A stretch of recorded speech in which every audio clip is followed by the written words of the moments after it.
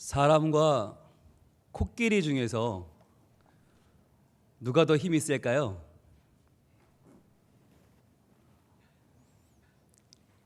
코끼리가 셀까요? 사람이 셀까요? 물론 근육량이나 덩치로 보면 코끼리를 당해낼 상대가 없죠. 육상에서 가장 무서운 존재는 코끼리입니다. 사자도 호랑이도 코끼리 앞에서는 힘을 쓸 수가 없어요. 도망쳐야 됩니다. 그런데 사람이 코끼리보다 힘이 분명 약한데 재밌게도 사람을 타고 다니는 코끼리가 없습니다. 사람을 타고 다니는 코끼리 보셨어요? 코끼리를 사람이 타고 다니죠. 희한하게도 사람의 재주 넘는 것을 즐기는 코끼리가 없고요. 코끼리가 재주를 넘고 사람이 돈을 법니다.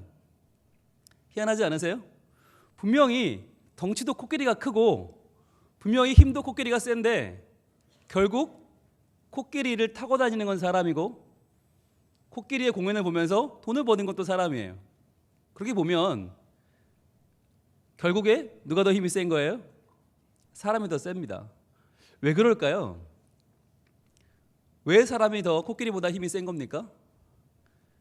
코끼리는요 1년 전에도 10년 전에도 100년 전에도 아니 타임머신을 타고 가보면 10만 년 전에도 지금과 똑같았어요. 지금처럼 똑같이 풀을 먹고 지금처럼 똑같이 과자를 주면 코로 받아요. 달라진 게 없어요. 10만 년 동안 아무런 달라진 게 없다. 그런데 사람은요 10만 년 전의 사람은 코끼리를 보면 도망쳤겠죠. 우와 무섭다. 때로는 밟혔겠죠.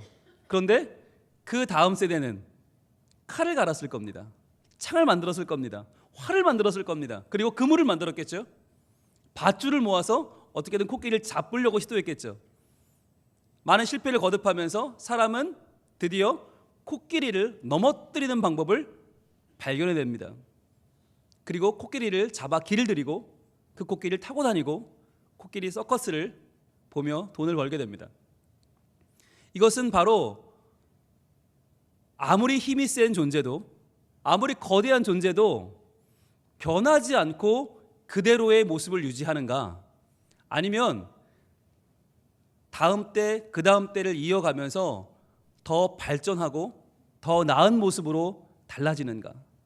그리하여 선대가 겪었던 실패와 실수를 반복하지 않고 더 강하고 더 힘있고 더 지혜로운 다음 세대들이 일어나는가의 차이라고 우리는 볼 수 있습니다.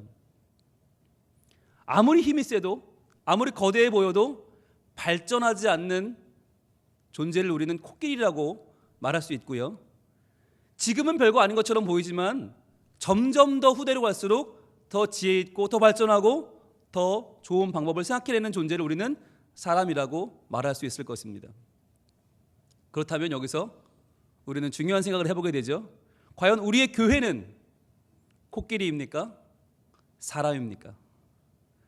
과연 우리의 교회는 지금 크고 웅장하고 위대하고 이만하면 괜찮아 라고 말하지만 아무런 발전이 없이 후대가 되고 다음 때가 이어지고 다음 때가 이어져도 여전히 똑같은 모습입니까? 아니면 지금은 좀 부족할지 몰라도 지금은 좀 연약할지 몰라도 우리의 다음 때, 그 다음 때가 더욱 지혜롭고 더욱 신실하여 우리의 실수와 실패를 이겨내는 더 나은 세대가 될 것입니까?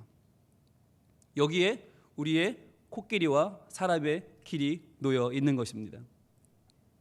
그 누구도 코끼리의 길을 가려고 하지는 않을 것입니다. 그 누구도 지금 우리 때에 크고 웅대하고 웅장하고 대단한 모습 그러나 변함없는 나아지지 않는 모습을 선택하는 이는 없을 것입니다. 코끼리보다 사람이 힘이 셉니다. 우리 교회도 마찬가지입니다. 지금 내 때에 다 이루기보다 내 때에 다 누리기보다 더 중요한 것은 우리 다음 세대를 하나님의 지혜로 양육하는 일입니다. 그들을 세우는 일입니다. 그래서 그들이 우리보다 훨씬 더 하나님을 잘 믿고 하나님을 기쁘시게 하고 하나님의 살아계심을 세상에 보여주는 거룩한 믿음의 세대로 일어나는 것이 우리의 꿈인 이유가 바로 여기 있습니다. 여러분, 이 꿈은요, 우리가 생각해낸 것이 아닙니다. 이 꿈은 우리가 꾸기 시작한 것이 아닙니다. 이 꿈은 하나님의 꿈입니다. 하나님이 이 꿈의 원조이십니다. 하나님은 창세기 17장 7절에서 아브라함에게 주신 약속에서 이렇게 말씀하고 계십니다. 같이 한번 찾아볼까요? 창세기 17장 7절입니다. 하나님께서 아브라함을 부르시고 그 아브라함에게 약속하신 하나님의 언약이 이렇게 기록되어 있습니다. 아무리 아브라함이 믿음이 좋다고 해도 하나님은 그 아브라함 개인에게 언약을 맺지 않으십니다. 그 당대에만 누리고 끝나는 코끼리의 은혜가 아니라 하나님은 아브라함에게서 이어지는 다음 때, 그 다음 때, 그 다음 때 더욱더 커지고 더욱더 아름다워지는 언약을 말씀하고 있습니다. 같이 읽겠습니다. 시작. 내가 내 언약을 나와 너 및 내 대대 후손 사이에 세워서 영원한 언약을 삼고 너와 내 후손의 하나님이 되리라. 아멘. 내가 하나님이 내 언약을 너와 즉 아브라함과 너 및 내 대대 후손 사이에 세우겠다 말씀하세요. 하나님은 아브라함 개인과 약속하는 것이 아니라 개인과 언약을 맺는 것이 아니라 너 및 내 대대 후손 사이에 세운다는 거예요. 즉 너보다 더 믿음이 간절할, 너보다 더 믿음이 하나님 앞에 정말 열심으로 채워갈 너의 아들 이삭, 너의 그 아들 야곱, 그 아들 요셉, 모든 대대로 이어서 더욱더 하나님을 의지할 너희의 후대들과 함께 나는 언약을 세워가겠다는 거예요. 하나님 참 멋지지 않습니까? 여러분, 아브라함을 우리는 뭐라고 부르죠? 최고의 찬사가 뭡니까? 믿음의 조상이죠. 믿음의 조상은 무슨 뜻입니까? 그가 믿음이 좋았다는 것만이 아니라 그의 후대들이 믿음이 이어졌다는 것 아닙니까? 그래서 아브라함은 그 자신의 믿음보다 후대의 믿음이 더 좋았기 때문에 믿음의 조상이라고 하는 아주 위대한 이름을 갖게 되었죠. 우리에게도 하나님은 언약을 주시는데 그 언약은 어떤 언약이냐? 바로 우리 때로 끝나는 언약이 아니라 우리 다음 때에 더욱더 견고해지고 더욱더 아름다워지고 더욱더 충만해지는 언약이라고 하는 것입니다. 자, 그 언약의 결과는 무엇이죠? 오늘 창세기 17장 7절의 하반전이 이렇게 이어집니다. 하나님께서 주시는 가장 좋은 선물이 뭐예요? 바로 하나님이죠. 하나님 자신이죠. 그 하나님이 누구의 하나님이 되신다고요? 너와 내 후손의 하나님이 되리라. 아멘. 내가 하나님 되어주마. 내가 하나님 되고 너는 내 백성 되자. 이게 가장 큰 약속인데요. 가장 큰 선물인데요. 하나님은 내가 너의 하나님이 되리라가 아니라 너와 내 후손의 하나님이 되리라 라고 약속하고 있습니다. 이것은 우리 다음 때로 이어질수록 더욱더 커지고 더욱더 아름다워지는 하나님의 존재감을 우리에게 말씀하고 있는 것입니다. 여러분, 이게 중요합니다. 우리 자녀들은 더욱더 하나님을 하나님으로 느끼는 것, 더욱더 하나님을 하나님으로 알고 하나님을 섬기며 살아가는 것, 이것이 얼마나 아름다운 선물인지 모릅니다. 내가 누리는 하나님의 은혜, 그 은총이 나로 끝나지 않고 그 다음으로 이어지는 은혜 말입니다. 그런데 문제는 여기 있습니다. 이러한 하나님의 창세기 17장 7절의 언약이 우리 모두에게 그대로 이어지면 얼마나 좋겠어요. 그런데요, 우리 모두는 고사하고 약속을 받았던 아브라함의 후손마저 그대로 이루어지지 않더라는 것이죠. 사사기 2장 10절은 그 현실을 이렇게 기록하고 있습니다. 사사기 2장은 출애굽한 이스라엘이 광야 생활을 지나 이제 여호수아를 따라서 가나안 입성의 전투를 모두 마친 후에 여호수아도 죽은 후에 사건을 기록하는 내용입니다. 사사기 2장 10절 같이 읽어봅니다. 시작. 그 세대의 사람도 다 그 조상들에게로 돌아갔고 그 후에 일어난 다른 세대는 여호와를 알지 못하며 여호와께서 이스라엘을 위하여 행하신 일도 알지 못하였더라. 자, 이렇게 말하고 있어요. 그 세대의 사람, 바로 모세의 세대 그리고 여호수아의 세대입니다. 출애굽을 경험한 사람들이죠. 하나님께서 10가지 재앙으로 애굽을 몰아치시고 애굽의 바로가 항복을 하고 그 당시 세계 최강대국이던 애굽을 무릎 꿇게 하고 출애굽에 성공한 사람들, 그리고 광야에서 하나님이 구름기둥과 불기둥으로 인도하시고 홍해를 가르시고 반석에서 물이 터져 나오는 놀라운 역사 가운데 그 40년의 세월 동안 옷이 헤어지지 않고요, 신발이 닳지 않고요, 놀라운 하나님의 보호하심 가운데 그 광야를 지나왔던 세대, 그 믿음의 세대가 다 조상들에게로 돌아갔다라고 하는 거예요. 여러분, 아무리 믿음이 좋은 세대도 영원히 살 수는 없습니다.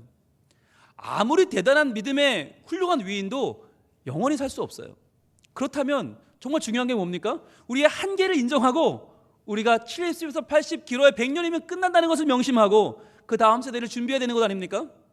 왜냐하면 돌아갔고 다음에 무슨 말이에요? 그 후에 어떤 일이 벌어지죠? 다른 세대가 일어나더라는 것이에요. 다른 세대.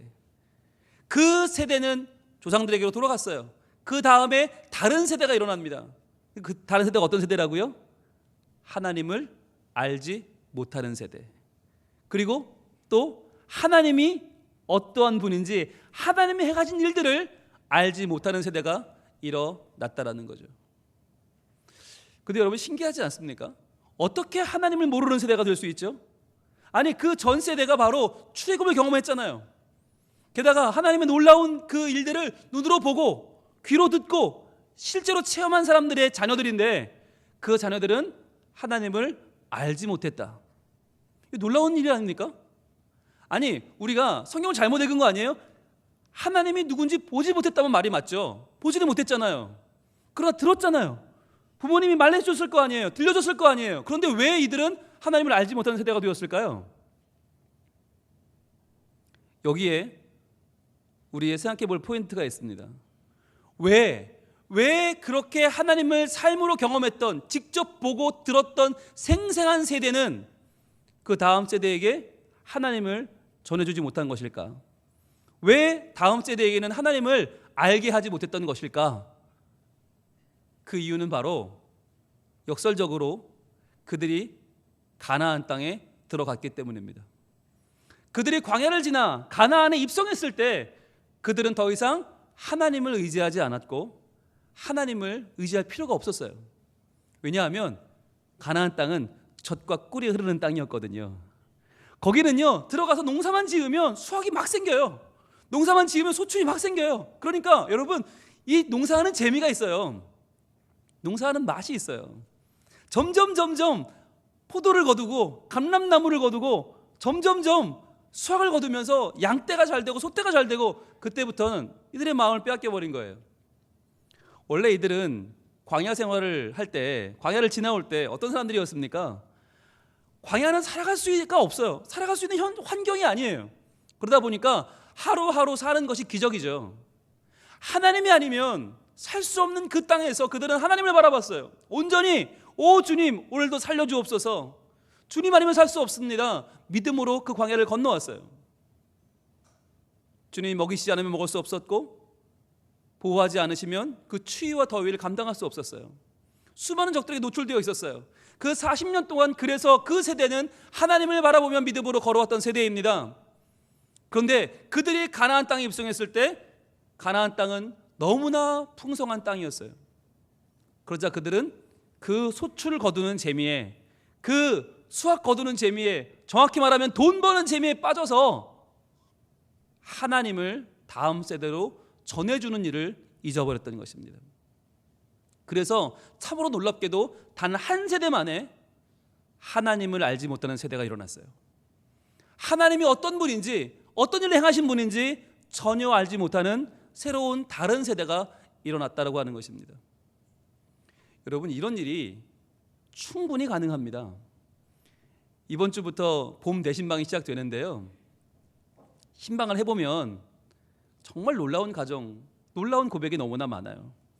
우리가 보면 정말 대단한 가정입니다.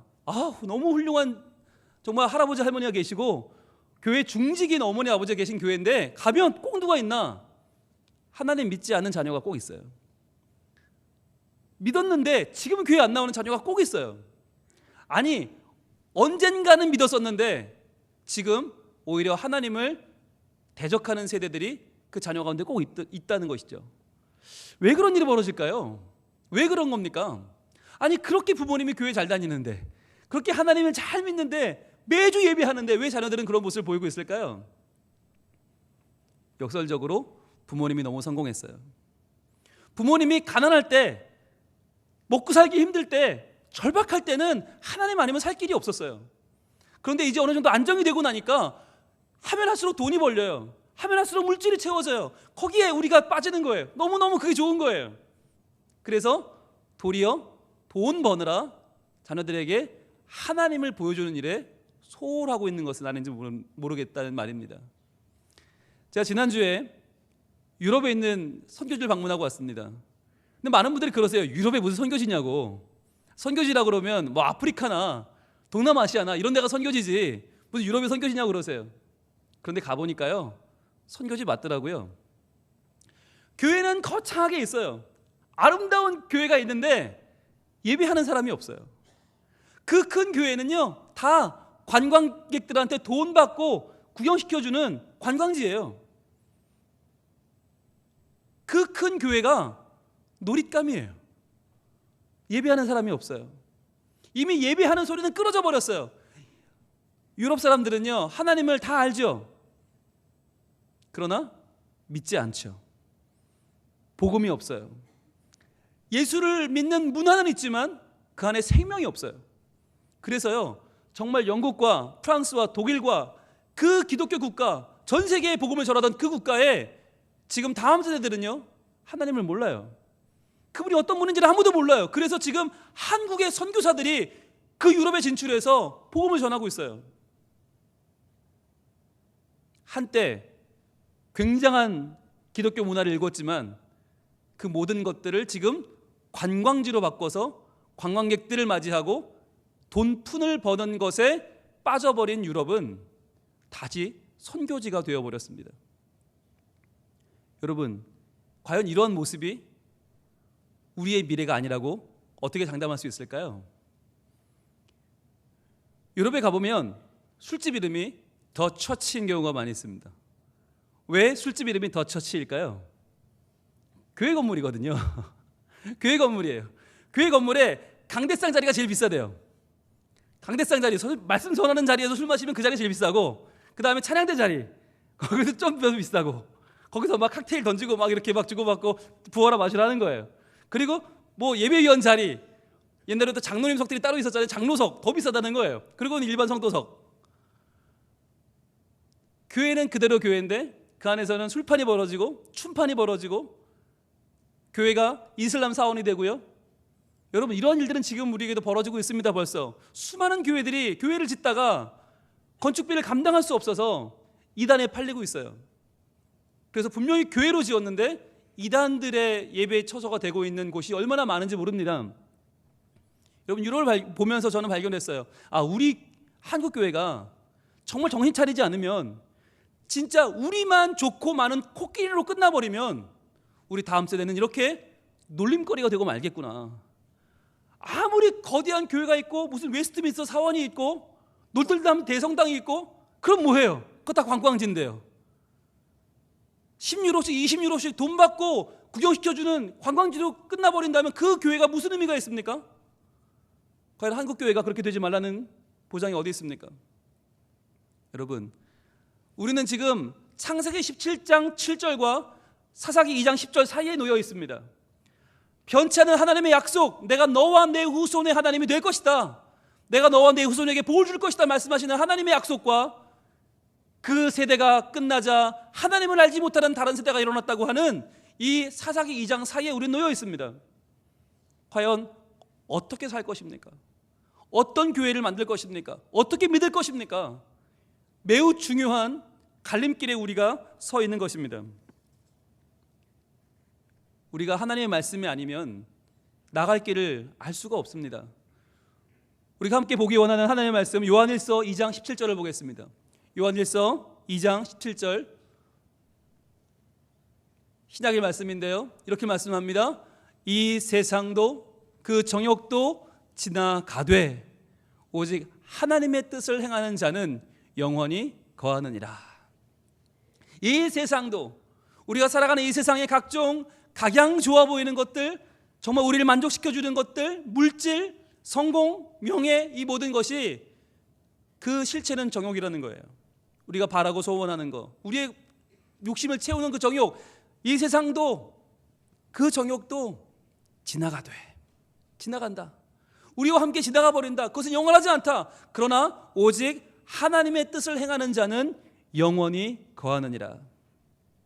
이 말은 뭘까요? 영원히 거한다? 죽지 않는다는 말일까요? 그게 아니죠. 죽습니다. 어떻게 영원히 거하죠? 다음 때로 이어지는 거죠. 하나님의 뜻을 행하는 자, 그 하나님의 뜻을 행하는 믿음이 다음 때로 연결된다는 거예요. 그 다음 때로 연결된다는 거예요. 그래서 영원히 거한다는 거죠. 이 하나님의 뜻을 행하는 자라고 하는 정체성이 얼마나 중요한지 모릅니다. 에릭 에릭슨이라고 하는 교육학자는 우리의 인생을 몇 개의 단계로 나눴습니다. 8개의 단계로 나누고 그 중에 5단계를 청소년기, 12세에서 18세의 기간을 청소년기라고 말하면서 그 청소년기에 이루어야 될 과업이 뭐냐? 자아 정체성이라는 거예요. 자아 정체성. 내가 누군가. 그런데 이 12세에서 18세 청소년기의 자아 정체성을 수립하지 못하면 정체성 위기를 만난다는 거예요. 그러면서 정체성 혼란이 온다는 거죠. 수많은 사람들이 지금 18세가 넘었는데 20대가 되고 30대가 되었는데도 아직까지 내가 누구인지, 내가 왜 사는지 모른 채 살아가고 있다는 거예요. 왜? 그 시기에 내가 누구라고 하는 자아 정체성이 확립되지 않았기 때문이죠.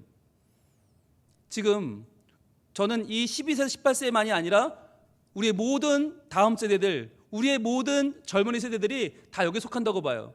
내가 누구인지를 깨달아야 되는 자아 정체성을 붙잡아야 하는 때라고 믿습니다. 그렇다면 그들에게 자아 정체성을 어떻게 알려줄 수 있을까요? 바로 오직 하나님의 뜻을 행하는 자, 오직 하나님의 뜻을 행하는 자, 그 하나님의 사람에게는 영원히 거하는 하나님의 복이 임한다는 거죠. 이 세상도 그 정욕도 지나가되 오직 하나님의 뜻을 행하는 자는 영원히 거하느니라. 이 말씀이 저는 우리 다음 세대들에게 그 마음 가운데 새겨지기를 원합니다. 이들에게 우리의 정체성으로 이 마음이 하나님의 뜻을 행하는 자라고 하는 것이 심겨지길 원합니다. 그러기 위해서 우리가 해야 되는 일이 뭡니까? 바로 우리의 정체성. 이 세상도 그 정욕도 다 지나가지만 바로 오직 하나님의 뜻을 행하는 우리의 삶이 하나님이 영원히 복을 주시는 삶임을 우리가 깨닫고 그것을 말해주는 것입니다. 여러분, 말해주는 것이 중요합니다. 알려줘야 됩니다. 일깨워줘야 됩니다. 그래서 엄마 아빠가 비록 살아가는 것이 힘들고 어렵지만 우리의 목적이 돈이 아니라, 우리의 목적이 명예나 건강이나 성공이 아니라 바로 하나님의 뜻을 행하는 자라고 하는 것을 분명하게 알려줘야 됩니다. 그러려면 한 가지의 대상과 싸워야 되죠. 그게 바로 돈입니다. 세상은 돈이 다예요. 정말 돈이 다예요. 돈 문제 외에는 싸울 일이 없고요. 돈 문제 외에는 머리 아플 일이 없고요. 돈 문제 외에는 악을 쓸 일이 없어요. 누군가가 뭐에 하나 미쳐서 뛰고 있다? 반드시 그 끝엔 돈이 있죠. 이 돈과의 싸움, 여러분, 세상은요, 이 돈이냐 신앙이냐의 싸움이에요. 어떤 사람은 돈 때문에 살고 어떤 사람은 신앙 때문에 살아요. 그런데 이 둘이 명확하게 갈리면 참 좋겠어요. 그런데 명확하지가 않다는 데 문제가 있어요. 차라리 나는 돈을 위해 살아 라고 말한다면 뭐 그럴 수 있죠. 그런데 문제는 나는 하나님을 위해 살아 라고 말하면서 실제로 그 삶은 돈에 연결되어 있을 때, 실제로 그 삶은 돈에 맞닿아 있을 때 그것은 굉장한 혼란을 가져옵니다. 주위 사람을 혼란에 빠뜨리고요, 제일 중요한 건 우리의 자녀들을 혼란에 빠뜨리게 되는 거죠. 그래서 우리가 이 돈의 문제를 어떻게 해결할 것이냐, 굉장히 중요한 문제인데 그 문제에 대해서 히브리서 13장 5절은 이렇게 말씀하고 있습니다. 과연 이 돈 어떻게 해야 되는가? 과연 그럼 돈 벌지 말아야 되는가? 돈을 잊어버려야 되는가? 돈을 다 내다 버려야 되는가? 그렇지 않죠. 히브리서 13장 5절은 이렇게 말합니다. 돈을 사랑하지 말고, 이렇게 말해요. 돈을 사랑하지 말고, 이 말은 누군가를 사랑하면 나머지 안 보이잖아요. 그런 경험 해보셨어요? 누군가를 사랑하면 나머지는 안 보입니다. 그 사람밖에 안 보입니다. 그런데 돈을 사랑한다는 말은요, 돈밖에 안 보인다는 얘기죠. 돈 외에는 개의치 않고 돈을 향해 달려가는, 돈을 사랑하는 거, 그거 하지 말고 어떻게 하라고요? 있는 바를 족한 줄로 알라. 즉 지금 하나님이 허락하신 이 돈이 내게 정말 족하고 충분하고 감사한 거라고 하는 기쁨 가운데 살라는 것입니다. 돈이 많으면 많은 대로 감사하고요, 부족하면 부족한 대로 내게 족한 줄로 알고 살아가면 된다는 거예요. 왜 그렇게 살아갈 수 있죠? 왜 돈이 적어도 괜찮죠? 그 다음에는 약속 때문이죠. 자, 그가부터 읽어봅니다. 시작. 그가 친히 말씀하시기를 내가 결코 너희를 버리지 아니하고 너희를 떠나지 아니하리라 하셨느니라. 아멘. 자, 돈의 많고 적음이 우리에게 상관없는 이유가 있어요. 그건 바로 주님께서 우리에게 내가 결코 너를 버리지 않고 너를 떠나지 않으리라 약속하셨기 때문이에요. 이게 우리의 자부심이에요. 이게 우리의 명예예요. 하나님이 결코 우리를 버리지 않고 결코 떠나지 않는데 그 돈이 더 있다고 해서, 덜 있다고 해서 왜 우리가 흔들려야만 합니까? 왜 그것 때문에 이리저리 우리의 마음이 갈등을 느끼고 잠을 못 자고 그 돈 때문에 힘들어야만 합니까? 주의 말씀은 우리에게 약속하고 있습니다. 우리 주님 너희를 변치 않고 지키신다, 버리지 않으신다, 붙잡아 주신다 말씀하십니다. 그래서 이 재물을 뛰어넘는 우리가 이번 한 달 동안, 그리고 지난달까지 2달 동안 붙잡은 말씀이 있죠. 오늘의 본문 같이 읽어봅니다. 잠언 27장 23절로 24절 말씀입니다. 같이 읽습니다. 오늘의 본문 시작. 내 양떼의 형편을 부지런히 살피며 내 소떼에게 마음을 두라. 대저 재물은 영원히 있지 못하나니 면류관이 어찌 대대에 있으랴. 아멘. 오늘까지 7주 동안, 2달 동안 이 말씀을 봤습니다. 그리고 이제 이 말씀으로 올 한 해를 우리는 다음 세대를 부지런히 살피는 교회로 시작합니다. 그런데요, 이 말씀을 7주 동안 들었으면 다 된 것입니까? 이제 우리는 다음 세대를 부지런히 살피는 교회가 된 것입니까? 아닙니다. 이제 출발입니다. 이제 시작입니다. 이제 우리 다음 세대에게 올바른 정체성, 하나님의 뜻을 행하는 자라고 하는 이 정체성을 바로 심어주려는 우리의 노력은 이제 시작입니다. 돈과 싸워야 됩니다. 돈에 매이고 돈을 사랑하는 욕심과 싸우면서 우리가 직접 보여줘야 됩니다.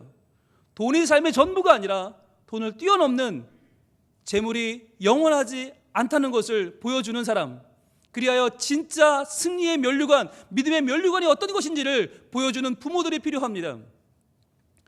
우리 표 옆에 보시면 그림이 하나 있죠. 세 개의 손이 보이십니까? 오른편에서 누군가가 손을 내밀고 있죠. 다음 세대입니다. 우리 자녀들이 손을 내밀고 이 손을 잡아줄 사람을 찾고 있어요. 위와 그 옆에서 손이 나오고 있죠. 잡아주고 있죠. 누구의 손일까요? 이것은 하나님의 손이 아닙니다. 하나님은요, 손이 없으십니다. 하나님은 발이 없으십니다. 하나님은 바로 우리를 하나님의 손으로 부르시고 하나님의 발로 사용하십니다. 이 두 손은 바로 교회의 손과 부모의 손입니다. 우리 다음 세대가 내가 누군지 모르겠어요, 내가 어떻게 살아야 할지 모르겠어요 라고 손을 내밀 때 그 손을 잡아줄 두 사람은 바로 부모와 교회입니다. 이들에게 너희가 하나님의 사람이라고, 하나님이 너희를 기다리고 계신다고, 하나님이 너희의 예배를 받기를 원하신다고, 너희가 붙잡아야 될 너희의 정체성은 하나님을 따르는 자, 하나님을 온전히 그 뜻을 행하는 자라고 하는 것을 알려줄 두 사람은 누구입니까? 바로 부모와 교회입니다. 우리들이 그 역할을 해낼 때 우리 다음 세대는 비로소 우리보다 더 지혜로운 세대, 우리보다 더 은혜로운 세대, 우리보다 더 하나님을 잘 섬기고 하나님을 기쁘시게 하는 세대가 될 것입니다. 여러분, 코끼리가 되지 않기를 원합니다. 우리 때 좋았거든, 참 좋았는데, 그때 좋았는데 우리 때 모든 걸 다 누렸는데가 아니라 우리 다음 때 본이 더 좋아지는 세대, 더 아름다워지는 세대, 하나님이 더욱더 기뻐하시는 세대들이 앞으로 더욱더 불처럼 일어나는 복된 부흥이 있기를 소원합니다.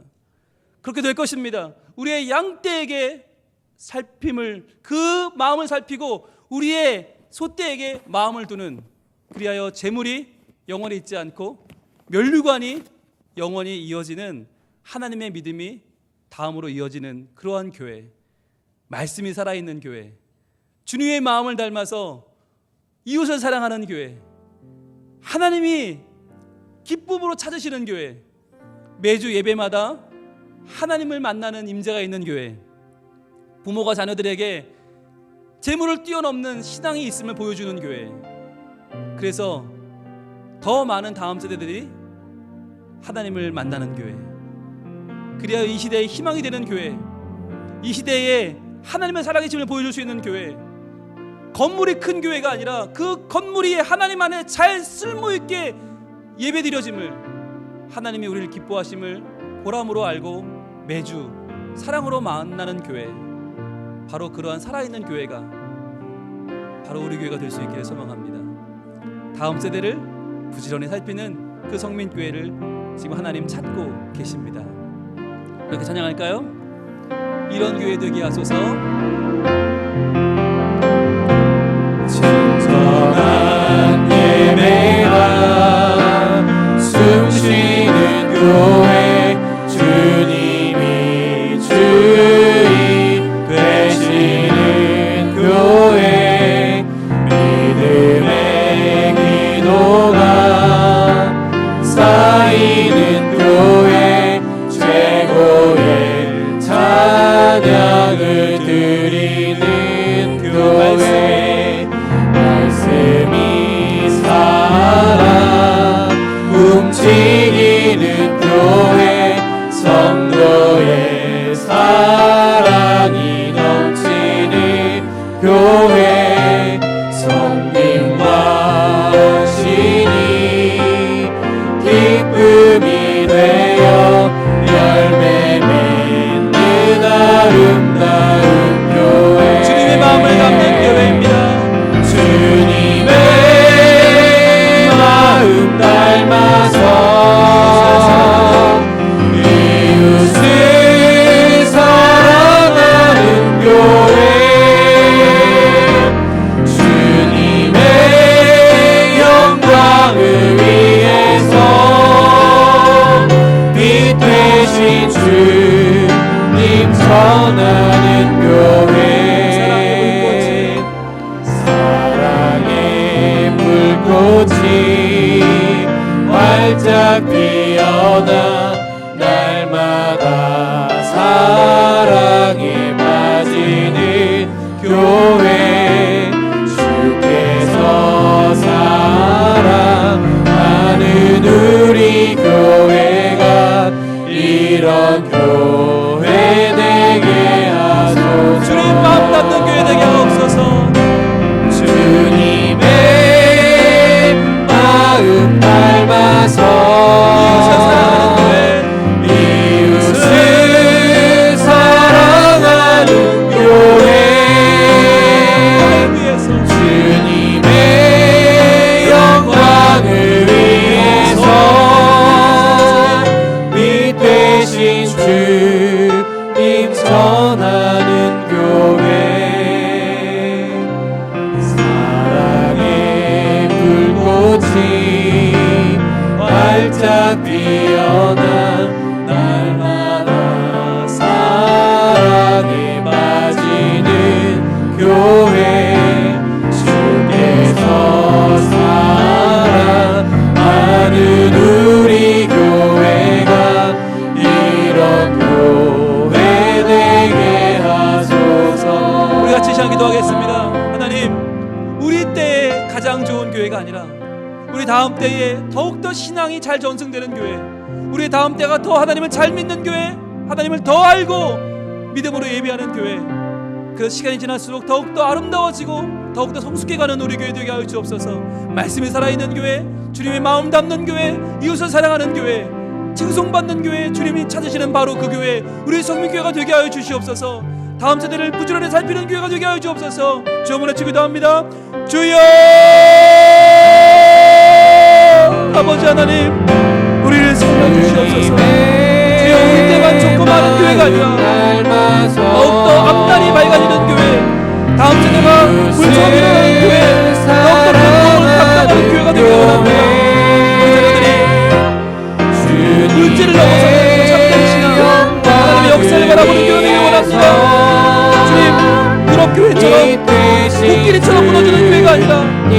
지혜롭게 일어나는 교회가 되길 원합니다. 날이 갈수록 더욱더 신앙으로 뭉쳐지는 교회, 하나님을 사랑하는 교회, 하나님을 바로 아는 교회, 하나님께서 우리를 통하여 위대한 일을 행하시는 바로 그 교회가 우리 성민교회 될 수 있기를 원합니다. 주님 도와주시옵소서. 우리에게 믿음을 도와여 주시옵소서. 우리의 정체성이 하나님의 뜻을 행하는 자라임을 알게 하여 주시고, 주여 우리가 우리 그 정체성으로 나갈 수 있도록 우리가 함께 믿음으로 살려주시옵소서. 아버지 우리와 함께 하여 주옵소서. 주여 은혜를 도와여 주시옵소서. 주님의 마음을 닮아서, 주님의 마음 닮아서 이웃을 사랑하기 원합니다. 이웃을 사랑하는 교회, 주님의 영광을 위해서 우리의 다음 세대에게 빛 되신 주님 전하는 교회, 사랑의 불꽃이 활짝 피어나 날마다 사랑에 빠지는 교회, 주께서 사랑하는 우리 교회가 이런 교회 되게 주께서 사랑하는 성민교회가, 주께서 사랑하는 성민교회가 이런 교회 되게 하소서. 이런 교회 되게 하소서. 이런 교회 되게 하소서.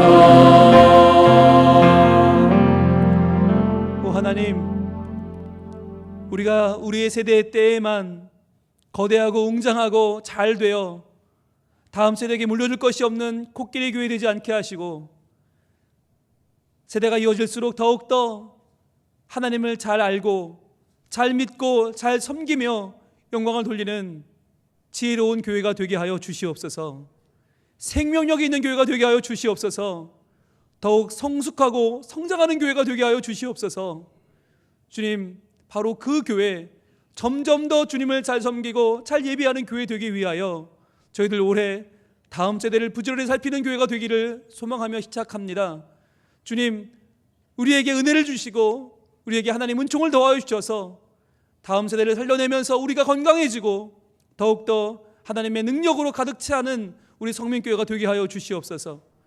그래야 말씀에 살아있는 교회, 예배가 행복한 교회, 기도가 응답받는 교회, 더욱 사랑하며 하나 되는 우리 교회가 되게 하여 주시옵소서. 그래야 그런 가운데 우리의 자녀들이 하나님 앞에 나오게 하시고 믿음으로 변화되게 하시고 하나님께 쓰임받는 거룩한 세대가 되게 하여 주시옵소서. 바로 그 교회, 하나님의 찾으시는 성민교회가 될 줄로 믿사오니 다음 세대를 부지런히 살피는 우리 교회가 되게 하여 주시옵소서. 그러한 가정이 되게 하여 주시옵소서. 예수님 이름으로 기도합니다. 아멘.